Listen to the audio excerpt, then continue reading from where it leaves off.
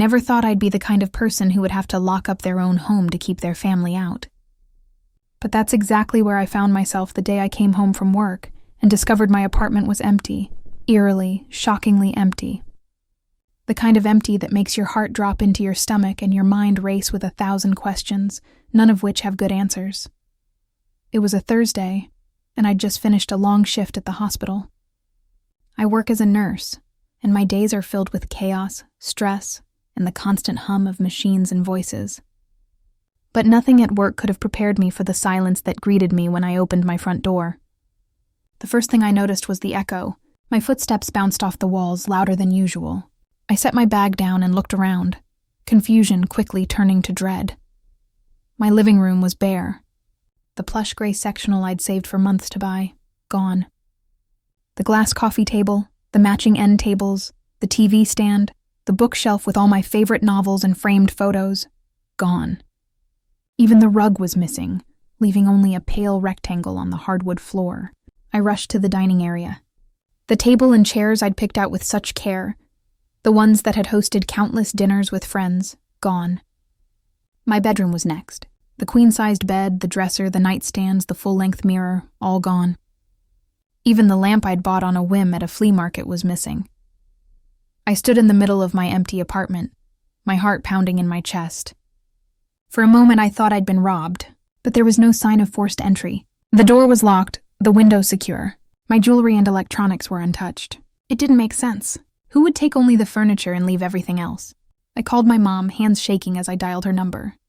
She answered on the second ring, her voice cheerful. "Hi, honey. How was work?" I tried to keep my voice steady. "Mom, did you come by my apartment today?" There was a pause, just long enough to make my skin crawl. "Oh yes, I stopped by. I wanted to surprise you. I thought you'd be happy." "Happy?" I repeated, my voice rising. "Mom, all my furniture is gone." "What happened?" She sighed, as if I was the one being unreasonable. "Well, your sister just moved into her new place and she didn't have anything. I thought it would be nice to help her out. You have a good job. You can always buy more. Besides, it's just furniture." I was speechless. My mom had always favored my younger sister, but this was a new level. "You took everything, Mom.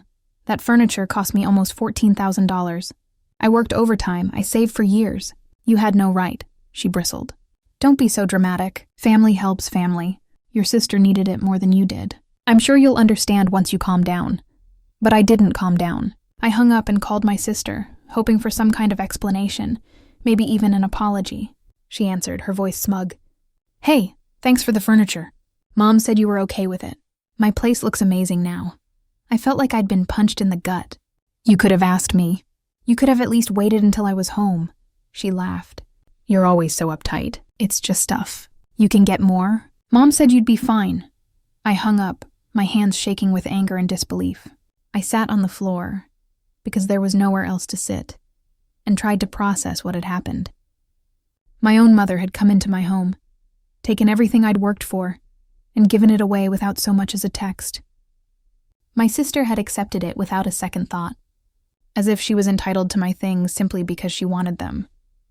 I called the police, but they told me it was a civil matter. Because my mom had a spare key and was technically family, it wasn't considered a break-in. If I wanted to pursue it, I'd have to take her to small claims court. The idea of suing my own mother made me sick, but the thought of letting her get away with it was even worse.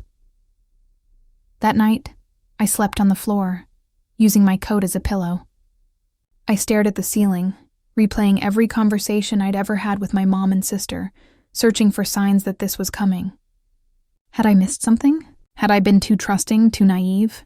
I thought about all the times my mom had put my sister first, letting her borrow my clothes without asking, making excuses for her when she got into trouble, bailing her out of debt while telling me to be responsible. I realized that this wasn't just about furniture. It was about years of being the good daughter, the one who followed the rules, who worked hard, who never asked for anything. It was about being taken for granted, about being expected to give and give and give, while my sister took and took and took. The next morning, I made a list of everything that was missing. The total came to $13,800, money I'd never see again. I called my landlord and changed the locks. I texted my mom and sister, telling them they were no longer welcome in my home. I started looking for a lawyer. But more than anything, I started to rethink what family meant to me. I realized that sometimes, the people who are supposed to love you the most are the ones who hurt you the deepest. And sometimes the only way to protect yourself is to set boundaries, even if it means standing alone.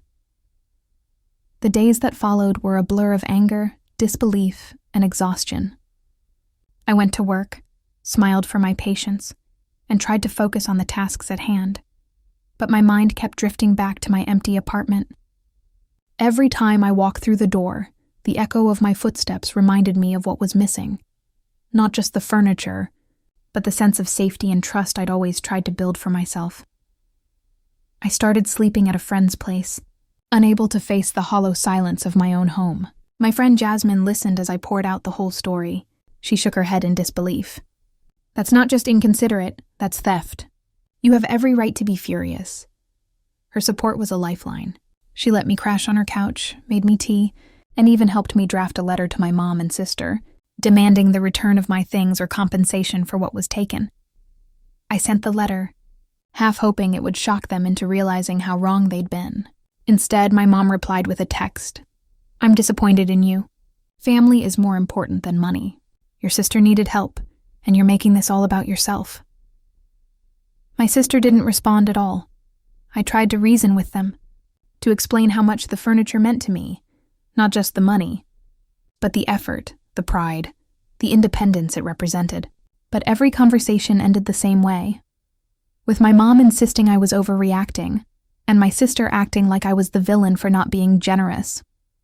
I started researching my options. The police had already told me it was a civil matter, but I wasn't ready to give up. I found a lawyer who specialized in family disputes. She listened patiently as I described what happened, then explained my options. "You can file a claim in small claims court for the value of the furniture. It's not about the money, it's about setting a boundary. If you let this go, it will happen again." The idea of taking my own mother and sister to court made me sick. But the alternative, letting them walk all over me, was worse. I filed the paperwork, listing every item that was taken, every receipt I could find, every photo of my apartment before it was emptied. My lawyer warned me that the process would be slow and emotionally draining, but she promised to help me every step of the way. Word got out to the rest of the family. My aunt called, horrified by what she'd heard. "I can't believe your mother would do that. You've always been the responsible one." My cousin sent a message of support, telling me about a similar experience she'd had with her own parents. It was comforting to know I wasn't alone, but it also made me realize how common these kinds of betrayals are. Meanwhile, my mom doubled down. She called relatives, painting me as ungrateful and selfish. "She's suing her own family over furniture," she told anyone who would listen, "after everything I've done for her." My sister posted vague messages on social media about toxic people and family drama, making it clear who she was talking about. I tried to ignore the gossip, but it hurt.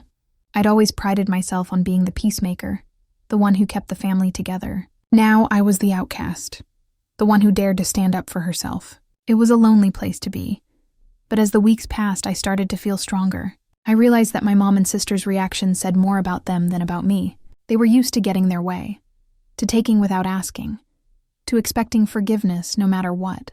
For the first time, I was saying no. I started rebuilding my apartment, piece by piece. Jasmine helped me find a secondhand couch, a coffee table from a thrift store, a mismatched set of chairs that somehow felt more me than the expensive set I'd lost. I painted the walls a new color, hung up photos of friends and places I loved, and slowly made the space my own again. The court date finally arrived. I was nervous, but my lawyer reassured me. "Just tell the truth. You have the receipts, the photos, the texts. The judge will see what happened." My mom and sister showed up together, arms crossed, faces set in matching scowls. My mom tried to argue that she'd only been helping my sister, that I was overreacting, that family comes first. My sister claimed she thought I'd given her permission, even though I had texts proving otherwise. The judge listened patiently, then ruled in my favor. "This was not a gift. This was theft. You are ordered to return the furniture or pay the full value to your sister." My mom and sister were furious, but the decision was final. After the court ruling, the silence from my mom and sister was deafening. Days turned into weeks with no calls, no texts, not even a passive-aggressive comment on social media.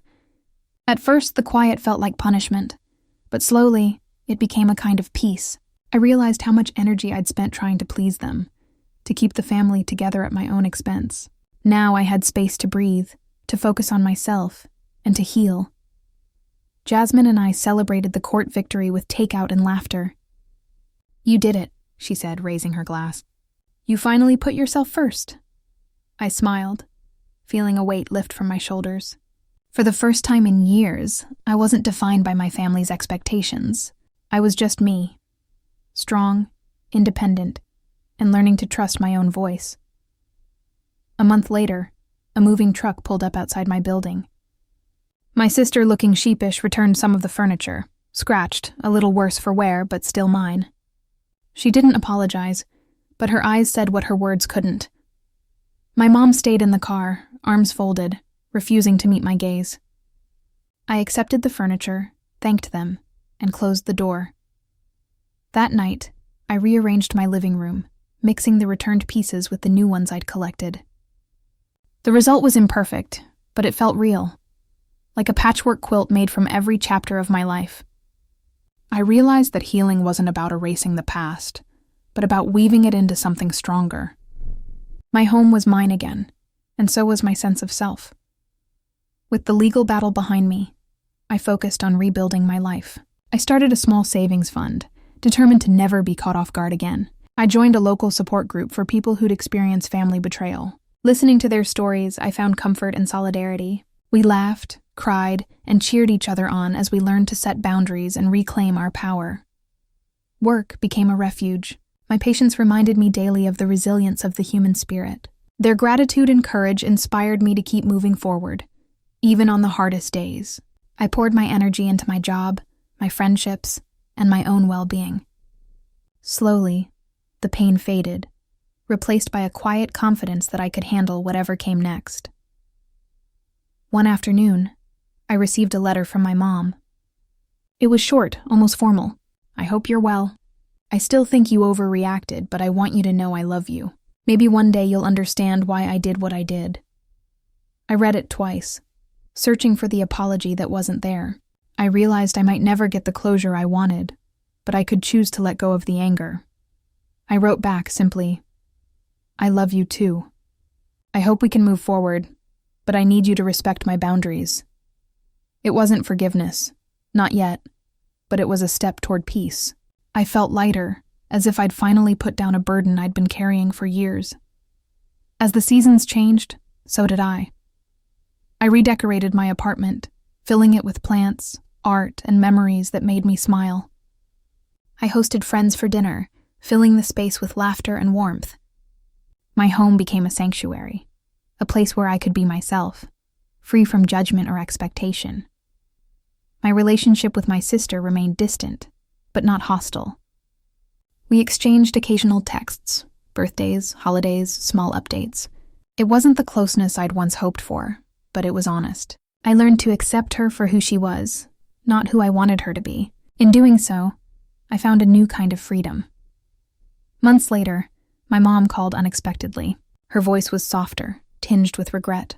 "I miss you," she said. "I wish things were different." We talked for a long time, about the past, about mistakes, about the future. She didn't apologize directly, but she listened. For the first time, I felt heard. We agreed to meet for coffee. The conversation was awkward at first, but gradually the walls came down. We talked about boundaries, about respect, about what it meant to be family. It wasn't a perfect reconciliation, but it was a beginning. I realized that healing is a process, not a destination. With time, I found peace. I forgave my mom and sister, not because they deserved it, but because I deserved to be free from resentment. I learned that forgiveness doesn't mean forgetting or excusing what happened.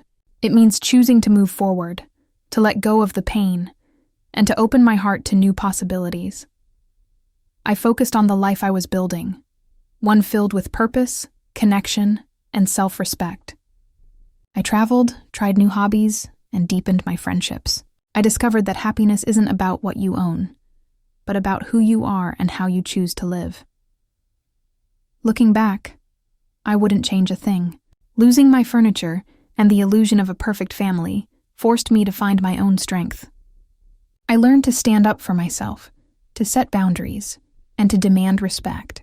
I discovered that true security comes from within, not from things or even from people. My home is now a reflection of my journey, imperfect, resilient, and uniquely mine. I'm grateful for the lessons, for the growth, and for the chance to start over. If you're watching this and struggling with family betrayal, know that you're not alone. You can rebuild, you can heal, and you can create a life that's truly your own.